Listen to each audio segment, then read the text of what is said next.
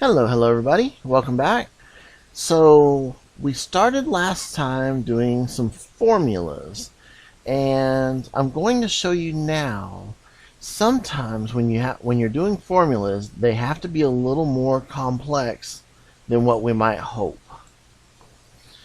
And instead of just, in this case, in the last time we multiplied this one times this one to get this one, and multiplied this one times this one to get this one, and then when all that was finished, we added these to get this one. But sometimes things have to be a little more complicated than that. So for example, let's say I wanted to add sales tax. How would I do that? Well, sales tax would be all of these added together times whatever percent sales is. In order to do that, you have to learn about the order of operations. Now, this may sound familiar if you took a math in high school. It's the order that you have to solve things. And it goes like this. First, we do parentheses. After parentheses, we do exponents. Let me write this out. Parentheses. This is the order of operations. Let me write that out to you. It doesn't matter that I'm writing it on my Excel sheet. So first it does parentheses. Next we will do exponents. And don't worry if this sounds complicated. I'll walk you through it. In computer language, we deal with exponents by the little caret. That's above the 6 on your keyboard. On the ones that go across the top. Then we do multiplication and division. These are denoted by the multiplication sign that we've already used and the division sign, which is a slash. And then we do addition and subtraction, which is a plus sign, of course, and a minus sign. Now, don't worry about this getting too complicated, because I promise I will make it better. I will walk you through it. So, let's assume we have something like 5 times... Now, why did I get over there? Didn't mean to do that. Hold on. Sorry, everybody.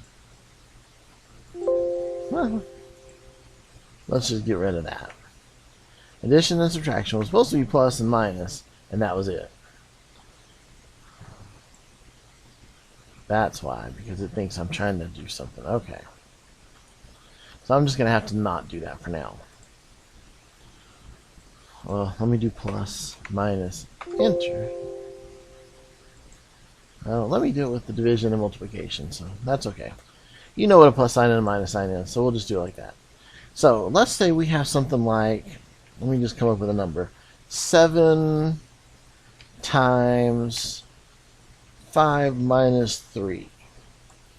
So if you were to see a number like this, you have to understand how the computer is going to solve it, or else you're not going to understand what the answer is. So we do the parentheses first. Parentheses is 5 minus 3. So what's 5 minus 3? It's 2. So this is the same as saying 7 times 2, because it just did the 5 minus 3 and replaced with 2. 7 times 2 is 14. So that's the answer. If we do it in Excel, and I say equals 7 times 5 minus 3, it comes up with 14. Because it did so in the same order that we did these. So let's look at another one. If we had something like 1 plus 4 caret 2. Remember, this is exponents, which means raised to the power. Anything to the second power is squared. So 4 squared would be 4 times 4, which is 16. So that would be the same as saying 1 plus 16, which of course is 17. And that's how the computer would interpret it. Let's double check. Equals 1 plus 4 exponent to 17. There we go. So now that you understand that, that's how it's going to work. Now, if we have a line that has multiplication and division on it, it doesn't matter which one it does first, so it just goes from left to right. Same with addition and subtraction.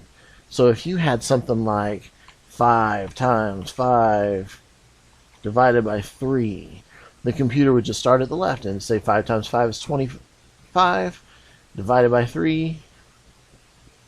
I should have came up with an easier example. I don't know what that answer is. But luckily Excel could tell us. 8.33333.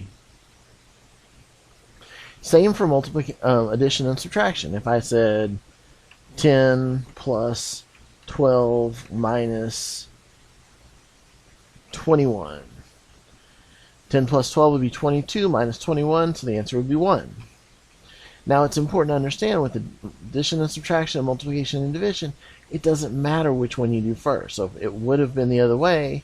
If we had done 5 divided by 3 times 5, it still would have came up with 8.33 because it's just how it is. Just like if I would have said 21 minus 12 minus 10, it still would have come up the same. So as long as you understand the order of operations, you'll be able to do these more complex examples. Let me get rid of this and give you one more example. So let me walk you through one. Let's say you have something like 8 times 2 divided by parentheses 5 minus 4 close parentheses caret 2 times 4 minus 1. Now that looks pretty complicated. But when you start breaking it down, all you have to do is take it a little bit at a time. What do we start with? We start with the parentheses. Well, we have 2 sets of parentheses. So let's say 8 times 2 divided by, let's figure this first one up. 5 minus 4 is 1. So 1, and then we'll continue, caret 2 times, and what's the other one? 4 minus 1 is 3. So see how that's already a lot easier to understand. So what's the next thing we do? Next thing we do is exponents. 1 to any power is still 1, so we can just get rid of that. So now we've got 8 times 2 divided by 1 times 3. And as we said before, it doesn't matter which one, so you just start at the left. 8 times 2 is 16, divided by 1 is still 16, times 3 is 48. Is that right? I don't know. Let's test it and see. You can test it by putting an equal sign in front of it. Hey, it's 48. That's how Excel interpreted that formula. So as long as you remember the order of operations, you can figure any of this stuff out. Now let me show you why it's so important that you get it right every time.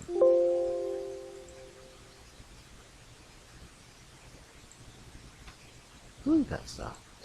Let's come back over here and let's say that I'm going to add all 4 of these together. So I say equals this plus this plus this plus this, and then I want to multiply by what is the tax rate? Let's say 0.08.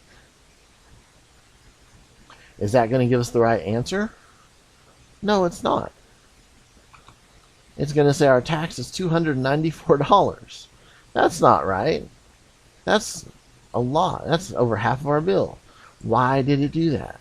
Well, because I told it to multiply this number by 0.08 because it does